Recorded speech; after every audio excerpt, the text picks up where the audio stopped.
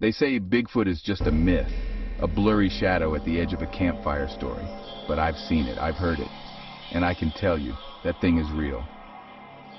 I don't care what anyone says. What we heard in that forest was not a bear, it wasn't human, and it wasn't alone. We were hunted, we were watched, and I still wake up at night hearing the sound of it breathing just outside the tent. It was supposed to be a weekend trip. Just me, my brother Noah, and our cousin Reed. A getaway into the Cascade Mountains in Washington. We picked a trail that barely shows up on GPS.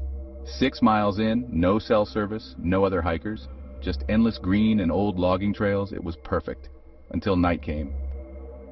The first sign something was wrong was the silence. No wind, no crickets, no birds, just stillness. We all noticed it, but no one wanted to say it out loud.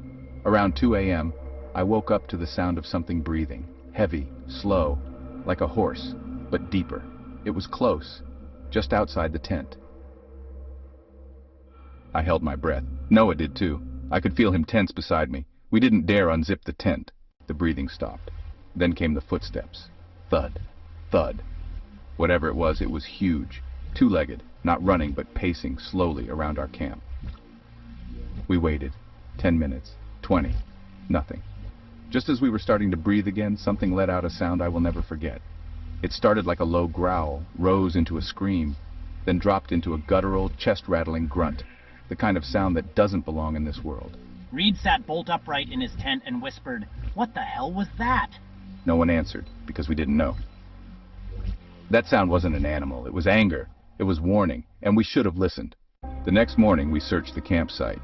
There were no footprints, just crushed ferns, broken branches, and one thing that chilled me. A tree near the edge of camp had been scratched, deep grooves about 8 feet up the trunk, not clawed, gouged, like something with fingers and strength had dug in. We considered turning back, but curiosity kept us moving. Big mistake. By midday we were hiking a narrow ridge trail. Steep cliffs on one side, dense trees on the other. That's when we started hearing the sounds again. This time, from both sides. Twigs snapping, branches rustling. Low, huffing sounds just out of sight.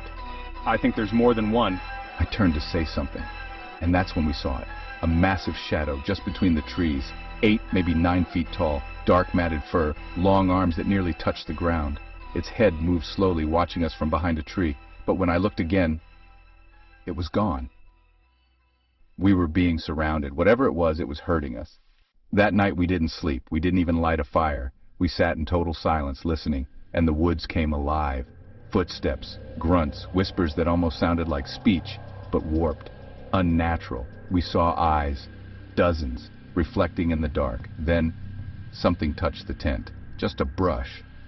But it was enough to send Reed into a panic. He unzipped and bolted. We screamed for him to come back. The last thing we saw was a shape taller than the tent, standing just beyond the tree line. It turned toward Reed and vanished into the trees. We didn't see him again until morning. He showed up covered in scratches, barefoot, shaking. He said he'd run downhill, but kept ending up back near the same clearing. He saw them, more than one. They followed him, mimicked his voice, stood just out of reach. One of them smiled. We left everything behind and ran. Didn't stop until we hit the gravel road at the bottom of the mountain. We never told anyone, not officially, but I know what we saw, what we heard. And I'll tell you this, Bigfoot isn't just a legend. It's not some gentle forest giant, it's a predator. And if you're out there in the woods and you hear branches snapping from all around you, you're already surrounded.